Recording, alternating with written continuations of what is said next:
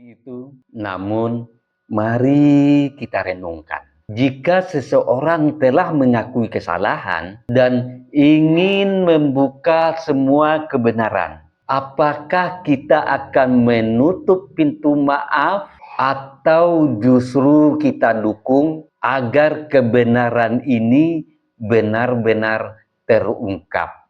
Karena bisa jadi justru dari orang yang pernah tersesat, kita menemukan jalan menuju terang. Jadi hari ini kita tidak sedang membela satu orang, kita sedang menjaga agar kebenaran tidak bisa lagi dibeli dan agar kebohongan tidak bisa lagi dijual. Sebelum saya akhiri, dengarkan gurindam ini.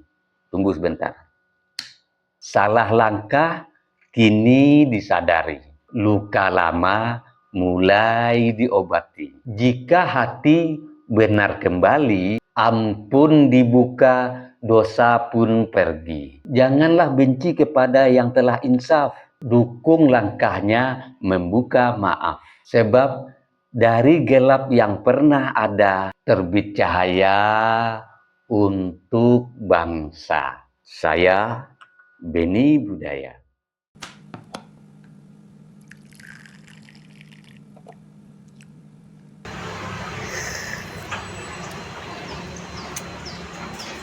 Bagi sahabat yang mau sloki unik ini, sloki tengkorak, ya silahkan klik keranjangnya ya. Sahabat bagi perokok tahu persis rasanya ketika dia mau menyalakan rokok di pinggir pantai atau di tanah lapang. Itu pasti banyak angin dan untuk merokok menyalakan koreknya pasti kesulitan, pasti padam oleh tiupan angin.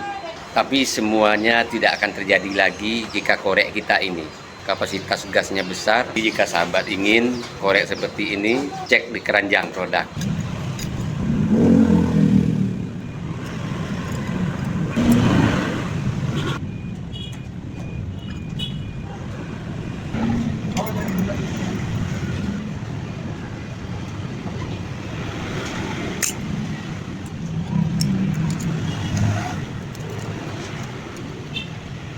Yang berkendaraan punya mobil, power bank jumper aki ini penting ada di kendaraan kita.